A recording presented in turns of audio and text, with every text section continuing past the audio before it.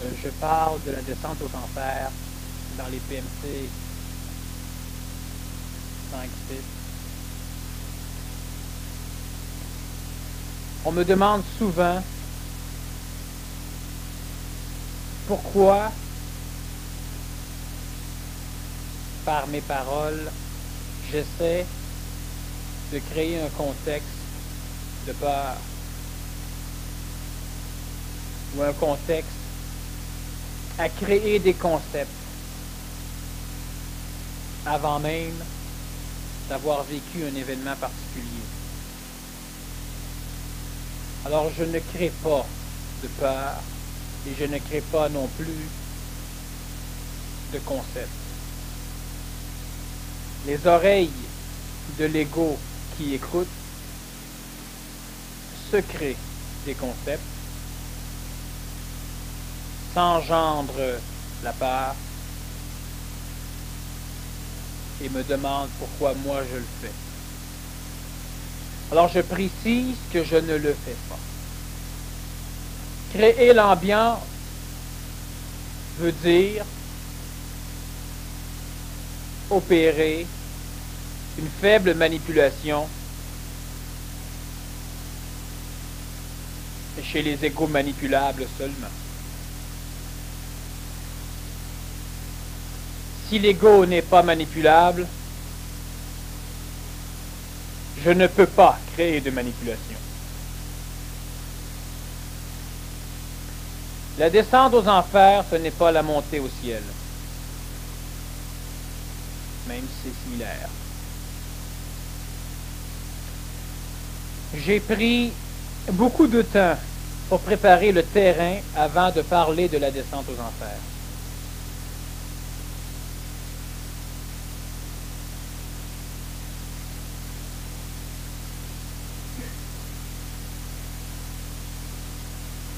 Lorsque l'homme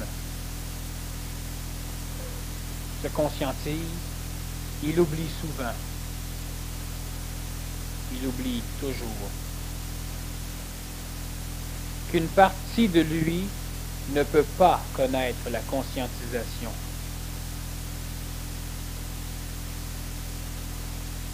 Et cette partie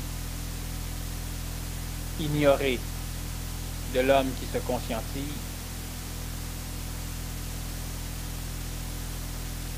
nuira aussi longtemps qu'elle sera chez l'homme à l'évolution de l'homme. Lorsque l'homme croit en Dieu, il se crée chez lui une phase d'énergisation particulière à l'astral spirituel, ce qui permet à l'ego de connaître le mental, qu'il appelle Dieu, qu'il appelle son Père, ce n'est pas grave. C'est utile, réel et fonctionnel. Mais ce n'est pas la phase finale. Lorsque l'ego, lorsque l'homme découvre autre chose que ce Dieu, il a une tendance à renier Dieu, à renier ce concept de Dieu, créé par l'homme à l'image et à la ressemblance de l'homme. Parce que l'ego est instruit par le mental conscientisant des mécanismes de la manipulation, il découvre dans l'Église et dans le cheminement de l'Église de l'ignorance, alors qu'en fait, l'ego qui découvre ignore encore plus que l'ignorance de l'Église. Le discernement entre deux personnes, l'une qui enseigne faussement parce qu'elle ignore et l'autre qui enseigne faussement parce qu'elle est ajustée, permet à l'homme qui se conscientise de comprendre les mécanismes intelligents de l'Église, les mécanismes intelligents de la morale, des lois sociétaires des écoles traditionnelles.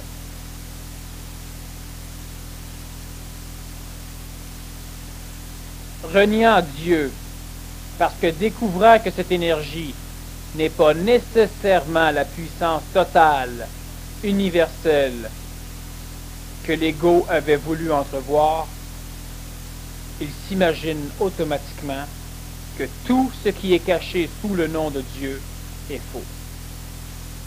Ce qui est faux. La compréhension telle que l'homme ancien a de Dieu est fausse.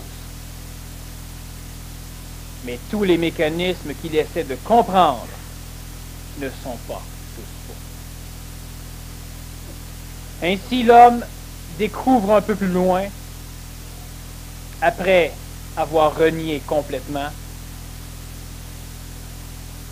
l'ajustement envers les forces spirituelles de la planète qui ont dirigé ses pas jusqu'à la lumière au-delà de ce Dieu. Alors, comprenant, il préserve ce Dieu.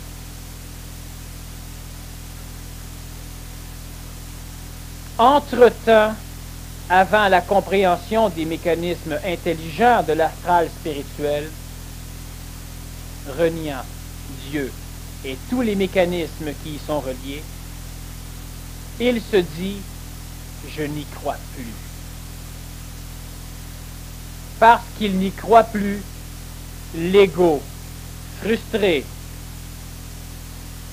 de cette longue assimilation par le spirituel, déclare « ce que je ne crois pas n'existe pas », ce qui est faux. Ce que l'homme ne croit pas peut exister. Et ce n'est pas sine qua non à l'existence d'une chose que l'homme y croit. Lorsque l'homme dit « je ne crois plus en Dieu », il n'y a aucun danger. Même si ces mécanismes existent. Mais automatiquement, en même temps, tout ce qui a été amené à l'homme dans son éducation religieuse tend à devenir quelque chose auquel il ne croira plus, donc à quelque chose qui, selon lui, n'existe pas. Avec Dieu viennent les forces infernales. Avec Dieu viennent les forces démoniaques. Avec Dieu viennent les forces sataniques. Et lorsque l'homme cesse de croire en un Dieu tel qu'il l'a conçu, ou tel que la collectivité le conçoit, il cesse en même temps de croire dans toutes les forces obscures que son éducation lui a amenées. Et ces forces existent quand même. Ce qu'il faut comprendre dans l'initiation par le feu, dans la descente aux enfers, conscience, l'homme descend régulièrement aux enfers, inconsciemment. Ce n'est pas parce que l'homme est conscient que cela devient plus dangereux. Bien au contraire. Mais étant conscient, l'homme veut poursuivre plus longtemps, planétairement, plus rapidement, planétairement, sa présence aux enfers, de façon à en finir une fois pour toutes. Ce que l'homme inconscient refuse obstinément, étirant ici sa marge de souffrance tout au long de ses vies.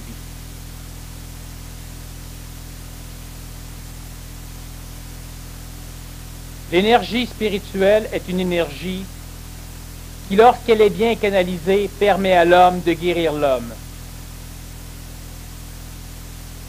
Elle permet surtout à l'homme d'être libéré de toutes les parties de lui-même qui manquent et qui ont manqué d'énergie. Lorsque l'ego s'accapare de l'énergie qu'il appelait divine, que nous appelons supramentale ou intelligente, il en prive d'autres parties. Et ces autres parties vibrent à leur niveau. Elles n'ont pas le choix, mais à un niveau inférieur, ça va de soi. Lorsque l'homme détruit la phase spirituelle chez lui, c'est qu'il ne comprend pas les mécanismes écologiques de l'astral spirituel. Alors il détruit le gardien des forces noires chez lui. Ce gardien mort, l'homme commence à souffrir l'évolution. L'homme entre dans une phase de souffrance physique, vitale, psychologique parce que le physique et le vital souffrent, et l'homme découvre pour la première fois de son existence la souffrance mentale. La souffrance mentale qui va lui dire « Je vois clair, je comprends tout, et ça ne marche pas. » Pourquoi? Je suis tanné sans être tanné. Je suis patient, j'attends. Qu'on vienne me dire ce qu'il faut faire, j'attends. Je n'ai pas de désir. Je me fous de réussir ou non. Mais dites-moi ce que je dois faire. Cessez de me niaiser. Mais le mental parle pour rien. Parce que personne ne l'empêche d'avancer. Personne ne refuse de l'instruire. Il est limité par l'enfer chez lui qui a totalement été oublié lors de la conscientisation des énergies spirituelles chez l'homme. Dans l'ego, il y a de l'ego frustré, il y a de l'ego spirituel. Le fait de supramentaliser l'ego spirituel ou de mentaliser l'ego spirituel n'entraîne pas la mentalisation de l'ego plus bas. Lorsque l'ego, lorsque l'orgueil et toutes les formes d'énergie qui se rattachent à ce mot est laissé à lui-même, il va être étouffé pendant un laps de temps plus ou moins long par la descente d'énergie mentale réglée par l'intellect, l'ajusteur psychologique. Mais l'orgueil, mais les forces infernales chez l'homme veulent vivre. Comme les forces divines chez l'homme ont voulu vivre. Voulant vivre, ils vont tenter de créer la forme, c'est-à-dire d'agir dans la forme, de créer des événements qui pourront suffisamment créer d'énergie de façon à densifier l'ego noir, les forces infernales chez l'homme, l'orgueil. Lorsque j'emploie le mot orgueil, je définis par là même tous les mécanismes noirs chez l'homme. L'homme entre en colère parce qu'il se croit suffisamment important pour juger qu'il a été bafoué. C'est l'orgueil, la colère. Lorsque l'homme a peur, c'est qu'il se croit suffisamment important pour penser qu'on ne devrait jamais atteindre son intégrité physique ou psychologique. Il a peur. C'est l'orgueil qui crée la peur. Et quels que soient les mécanismes d'énergie bassement exprimés, c'est l'orgueil qui les sous-tend.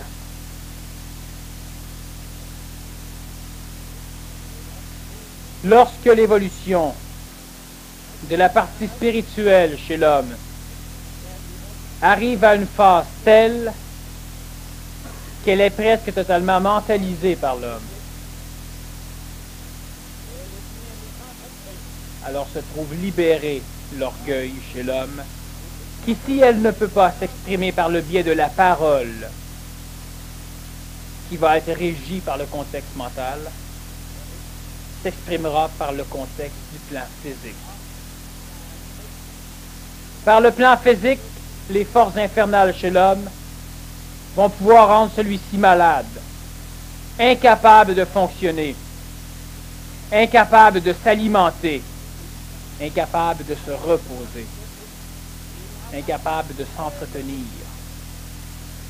Ce qui, évidemment, va nuire au système neurologique du corps, brisant ainsi la possibilité d'augmenter le contact avec l'énergie supramentale ou rendant l'attente extrêmement souffrante, parce qu'au fur et à mesure que l'orgueil, donc que l'ego noir, va vouloir s'exprimer chez l'homme, une lutte devra s'opérer entre les énergies intelligentes qui devront essayer d'ajuster l'ego bas. Et tout au long de la souffrance, l'ego sera désintégré en énergie supramentale. Il y a des moyens de ne pas souffrir ces événements.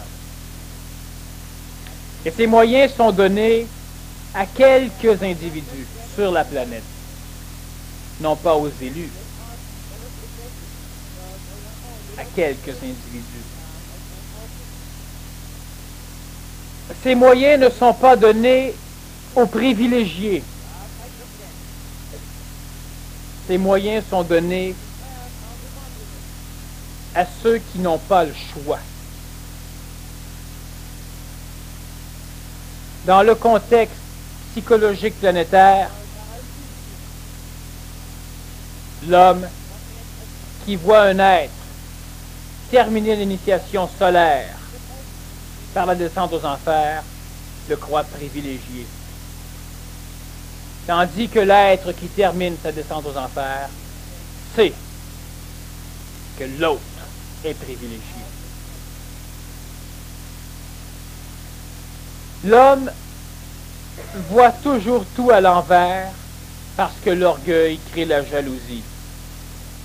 Lorsque quelqu'un fait ce que lui ne peut pas faire, il le croit privilégié. Celui qui n'a pas la possibilité de vivre cette initiation solaire par la descente aux enfers, non seulement n'en a pas besoin, parce que d'autres la vivent pour lui, mais lorsqu'il renaîtra, tout sera accompli. Le privilégié, c'est lui. Celui qui vit la descente aux enfers est dans le temps planétaire, parmi les premiers. Lui aura à travailler. Il sera parmi les premiers à avoir accompli cette phase terminante. Mais cosmiquement, il n'est pas le privilégié. Je dis ceci pour bien placer l'ego à sa place. Et ceci n'est pas une illusion, c'est un fait. Lorsque nous parlons d'élus dans l'antique religion, nous ne parlons pas des privilégiés. Nous parlons de ceux qui auront à faire, et de ceux qui auront à travailler, et de ceux qui auront à traverser. Tandis que les autres, on les fera traverser. Les privilégiés ne sont pas les élus.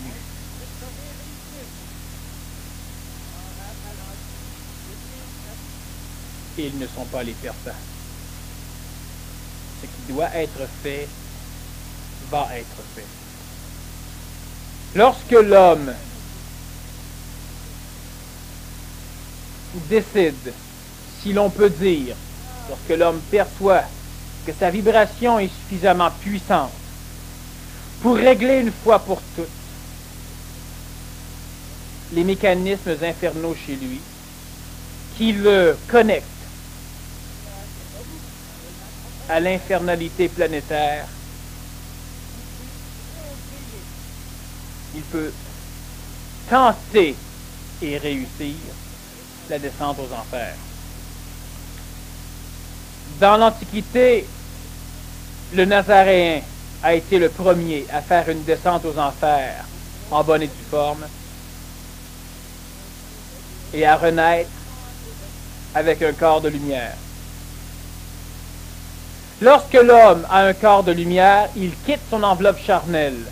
Celle-ci se dématérialise en quelques heures parce qu'elle sera subatomisée et viendra rejoindre le corps de lumière. Et c'est pourquoi aussi on n'a pas retrouvé le cadavre du Nazaréen dans la tombe où on l'avait mis, non parce qu'il était sorti, parce que le corps était disparu. Le deuxième à l'avoir fait,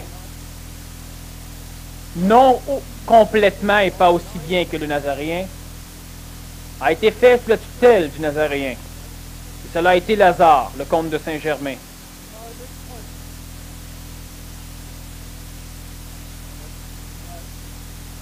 Présentement au Québec, d'autres personnes, pas nombreuses, sont en train de vivre cette phase d'initiation par la descente aux enfers. Il y en a au moins une bonne dizaine, dont quelques-uns sont ici. 2. Cherchez les égaux. C'est pas vous. Lorsque l'homme laisse aller ces mécanismes infernaux chez lui, il se crée une scission entre son énergie mentale et son énergie du bas astral. Alors de plus en plus, l'homme ne comprend pas ce qu'il fait. Il ne comprend pas ce qui lui arrive.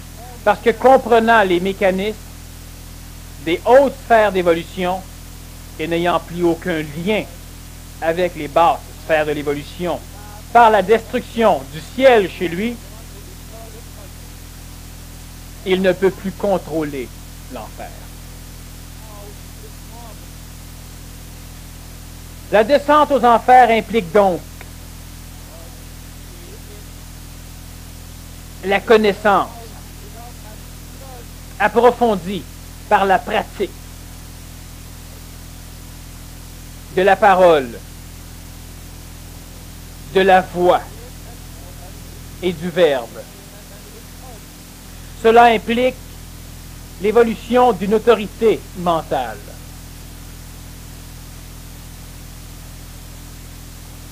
Cela implique aussi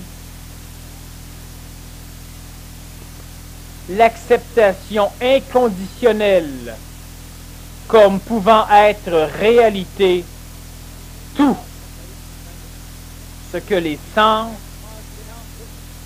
vont percevoir.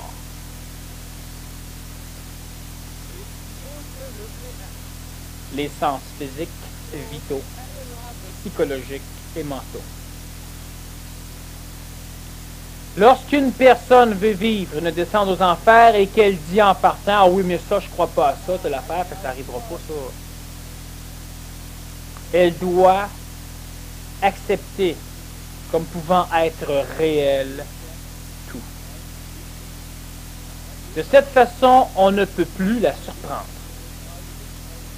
Ne pouvant plus la surprendre, on ne peut plus la manipuler.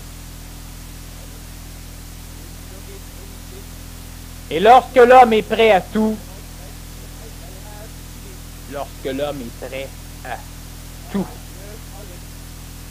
plus rien ne se passe. C'est toujours comme l'homme ne s'y attend pas que ça vienne. Lorsque l'homme sait que tout est réel dans la forme, lorsque l'orgueil est capable de venir prouver, lorsque l'orgueil est capable de se prouver, qu'il est capable de reprendre le contrôle total du corps évoluant, c'est le temps. Lorsque vous savez que l'orgueil ne vaut rien, et lorsque l'orgueil sait qu'il vaut tout, quand allez-vous savoir? Ça va venir, dans le temps comme dans le temps. L'initiation par la descente aux enfers nécessite donc un endroit particulier où les énergies sont soit naturelles, donc une forêt, un désert, une montagne, un océan, soit maléfiques, soit naturelles, soit maléfiques. Vous n'allez pas lutter contre Dieu. Vous allez lutter contre les parties les plus infernales de votre propre personnalité égoïque. C'est donc sur son terrain que vous devrez l'affronter. Parmi les énergies orgueilleusement astrales, il y a les énergies telluriques. Yin. La nature se prête donc très bien à une descente aux enfers.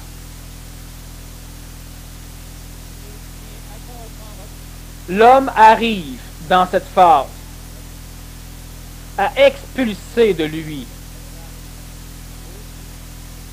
un double similaire en apparence, mais non pas en couleur, donc non pas en vibration, aurique,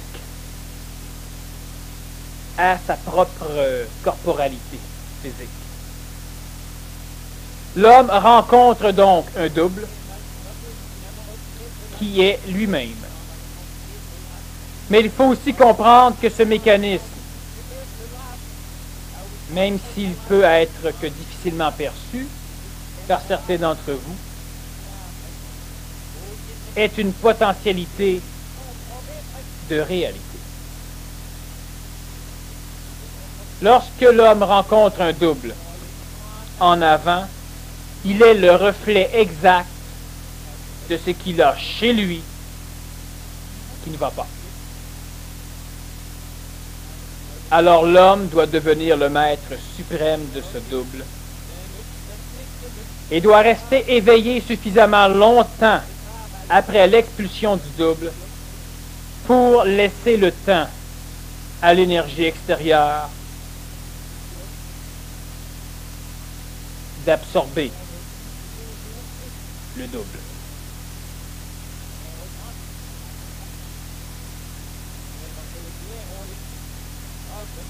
À un moment donné, dans la province de Québec, certaines personnes étaient assises sur le bord d'un lac semi-glacé au printemps.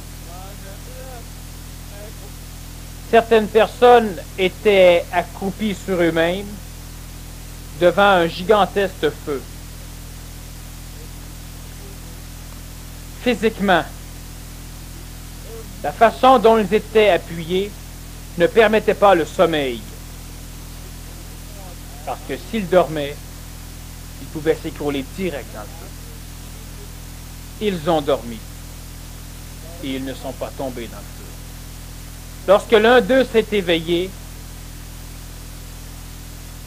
sur le lac devant lui marchait un personnage qui était son compagnon assis à côté de lui.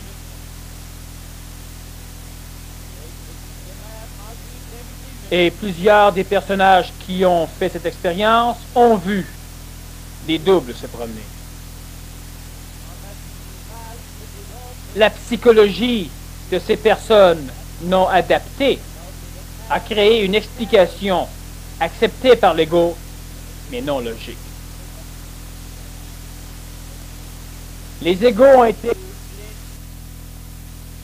prêts. Au cours de cette nuit, ils se sont endormis. S'étant endormis, les doubles ont récupéré les corps pendant le sommeil et tout était à recommencer.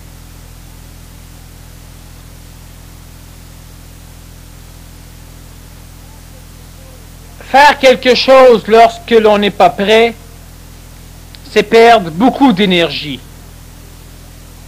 Quelques années après, on peut recommencer.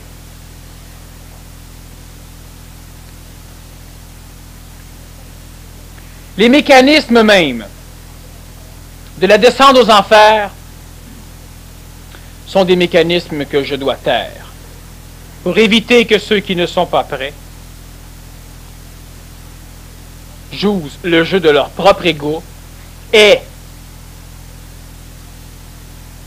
à s'essayer quelque part et ayant une parole totalement émotive, instruit simplement l'astral des chemins possibles pour qu'un homme arrive à se libérer.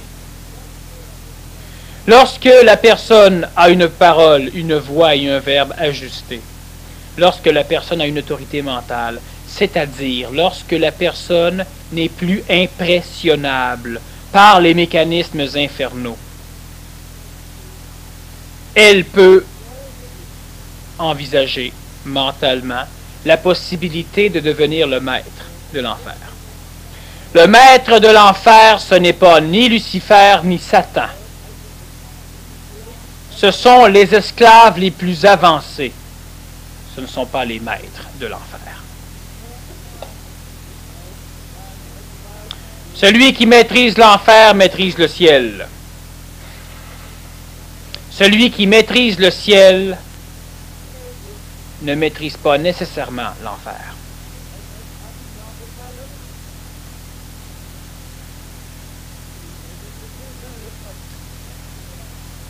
Lorsque l'homme veut vérifier sa capacité de pénétrer aux enfers, donc de pénétrer chez lui, dans ce qu'il y a de plus laid chez lui,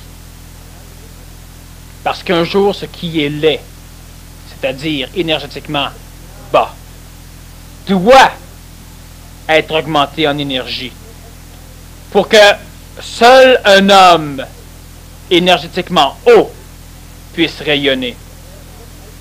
Et ce n'est pas dans l'oubli de nos mécanismes bas que l'on règle le problème. Apparemment, temporairement, on règle, jusqu'au jour où tout remonte à la surface. Que ce soit le positivisme, que ce soit n'importe quelle thérapie, que ce soit une religion, que ce soit une secte, que ce soit un lavage de cerveau, que ce soit une médecine traditionnelle, une école, quel que soit le chemin que l'homme prend, si celui-ci oublie de travailler avec ce qu'il y a de bas chez lui, un jour il devra descendre aux enfers, et plus l'attente est longue, plus profondément il devra descendre. Certains vont consumer cet ego infernal par la maladie physique, par la souffrance, par la perte d'emploi, par le fait que tout ce qu'ils vont entreprendre ne marchera pas, par le fait qu'ils vont se ramasser seuls, par le fait qu'ils seront manipulés comme jamais ils n'ont été manipulés. C'est long, fastidieux et inutile. Lorsque l'être est prêt, il tourne un virage dans sa vie et il commence à parler. Il commence donc à instruire. Il instruit son propre ego. Instruisant par la parole, il instruit l'astral extérieur. Et lorsque celui-ci s'adresse aux entités infernales, il les instruit. Les instruisant, il les aide. C'est un résultat mineur. Il s'aide. C'est un résultat majeur. C'est-à-dire qu'il démolit ce qui un jour pourrait l'empêcher de poursuivre son chemin en entraînant avec lui ces choses. Lorsqu'une entité infernale chez vous est désintégrée, lorsque la haine meurt chez l'homme, il y a beaucoup plus d'amour. Lorsque l'amour grandit pour étouffer la haine, vibratoirement, l'amour ne porte pas. Alors on a affaire à des personnes qui nous attendent sur le bord des bouches de métro, à des personnes qui essaient d'enguirlander, qui disent « j'aime, j'aime, je vous aime, Dieu t'aime ». Une personne qui ne parle que d'amour est une personne qui ne connaît rien à l'amour et qui manque d'amour. Lorsque la haine meurt, l'amour psychologique meurt, tandis que l'amour intelligent naît, le rayonnement naît. Vouloir se conscientiser sans passer par la compréhension et la connaissance des parties infernales chez l'homme, c'est une attrape-nigo créée par ces parties mêmes chez l'homme et par la correspondance infernale au niveau des plans planétaires. Belzébuth est la personnification la plus grandiose des énergies infernales telluriques. Satan est la personnification la plus grandiose de l'orgueil de l'homme. Et Lucifer est la personnification la plus grandiose du désir d'évoluer de l'homme. Il n'y a rien de dangereux ni chez Belzébuth, ni chez Satan, ni chez Lucifer, malgré qu'ils soient tous de type infernal. L'homme doit être capable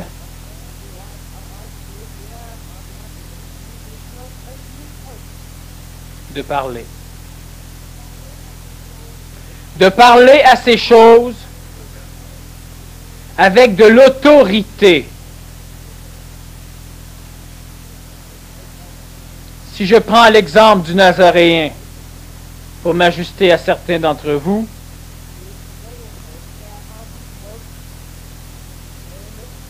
il n'a jamais dit à Satan, « S'il vous plaît, va-t'en ». Il n'a jamais dit, « Je t'en prie, laisse-moi ». Et lorsque le Nazaréen, de par les écrits que nous avons, chassait les démons, il ne demandait pas, il ordonnait. L'homme n'a pas le pouvoir d'ordonner, créer l'ordre. Mais ce manque de pouvoir est temporaire. Et lorsque l'homme veut descendre aux enfers, il doit être premièrement capable de créer l'ordre, d'ordonner.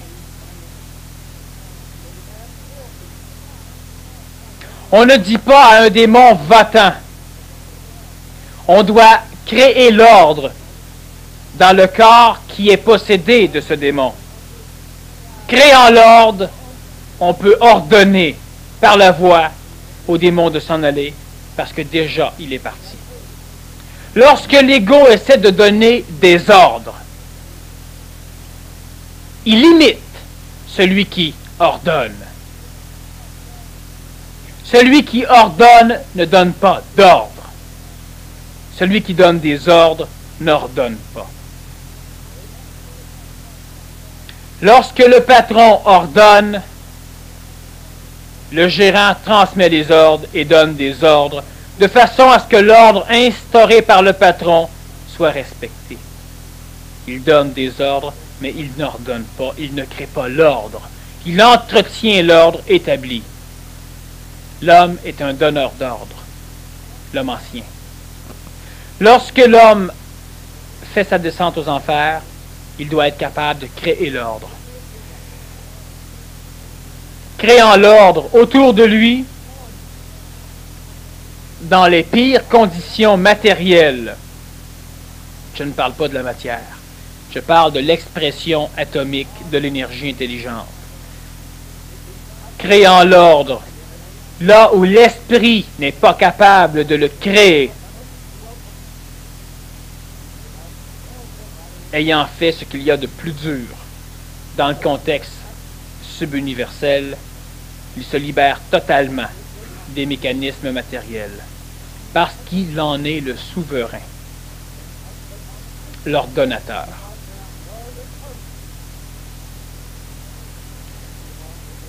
La descente aux enfers est un mécanisme que nous appliquons au niveau PMC. Lorsque la personne est prête, elle le fait. Lorsque la personne n'est pas prête, elle ne le fait pas. Et l'ego chez vous doit s'asseoir confortablement sous votre chaise, parce que ce n'est pas lui qui va déterminer si l'autre, si vous êtes prêt ou non. Vous avez peur, vous n'êtes pas prêt. N'ayez pas peur, vous ne le ferez pas. Vous voulez, suite, vous n'êtes pas prêt. Patience, c'est pas le temps.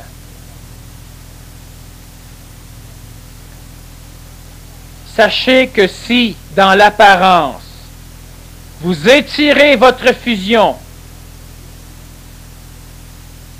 de 2 ans, ce n'est pas grave. Mais si vous tentez quelque chose 2 heures avant le temps, vous allez voir beaucoup d'années s'écouler après, avant que vous ayez la possibilité de recommencer. Mieux vaut être patient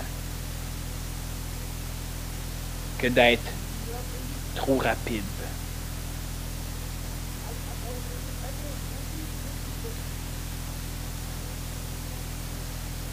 L'instruction du PMC4 permet l'apprentissage des mécanismes de la descente aux enfers sans pour cela être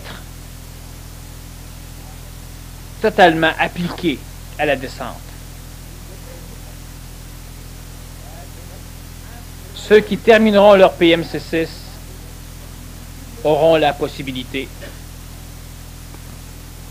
de faire cette initiation.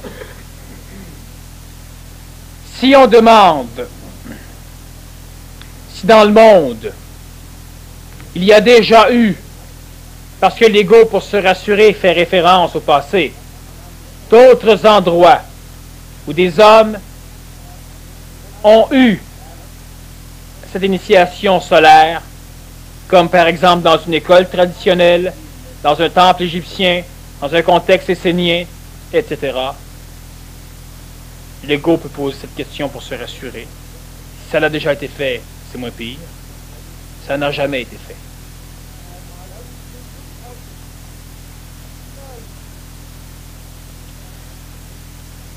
On ne peut pas passer la vie de la planète à répéter la vie de l'homme. Certains individus ont fait cette initiation solaire. Certains sont présentement en train de la vivre. Et plus il y aura d'hommes et de femmes qui l'auront vécu, plus ce sera facile pour les autres.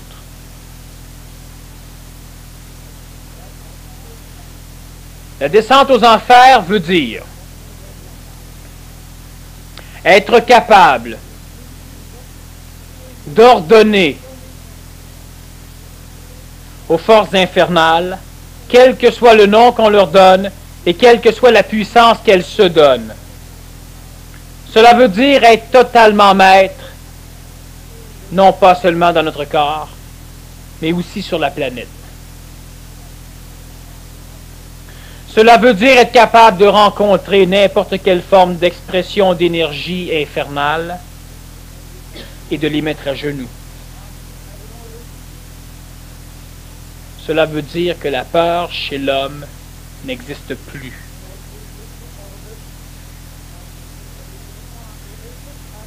De quelle façon y parvenons-nous? Je n'en parle pas.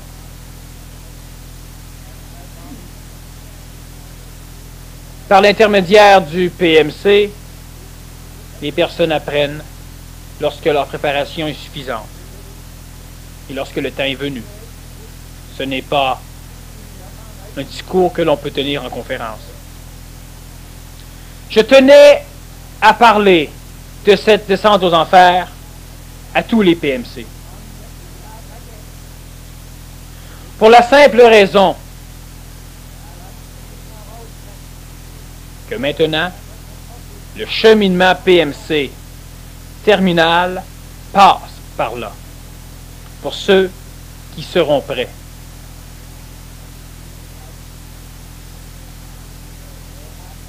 Observant les élèves qui commencent le cours, le programme, et observant ces mêmes élèves quelques mois plus tard, ce sont des êtres différents, suffisamment puissants. Et un jour, je vous parlerai de ce qu'est la puissance. Suffisamment puissants pour savoir que si le PMC n'y va pas, eux autres y iront. Ils réussiront.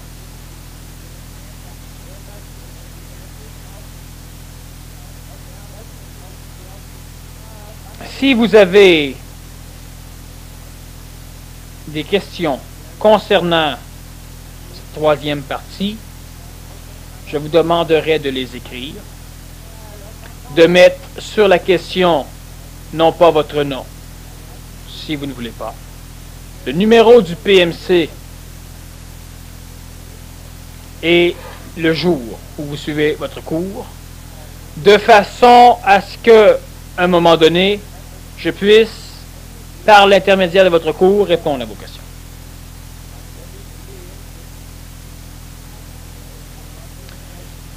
Avant de poser les questions, je vous suggère de réécouter la conférence. Beaucoup de questions vont être répondues.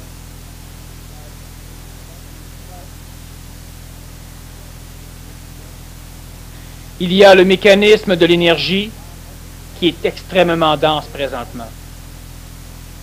Il y a beaucoup d'intégration qui se fait. Est-ce que cette intégration énergétique peut être réfléchie par la conscience de l'ego? Pas nécessairement. Et l'ego pose des questions. Vous prenez le temps d'assimiler, vous prenez le temps de réécouter. Si vous avez des questions, vous les donnez à vos professeurs ou à Mario. Le numéro du PMC, la journée de votre cours.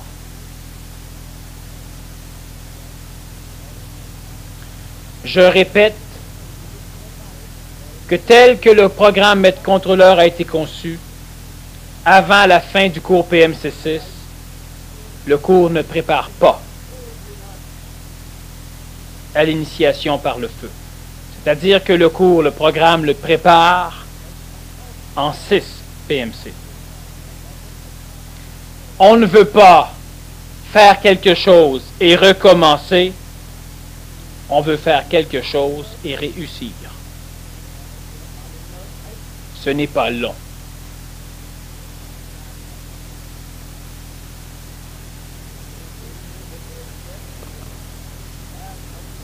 La conférence est terminée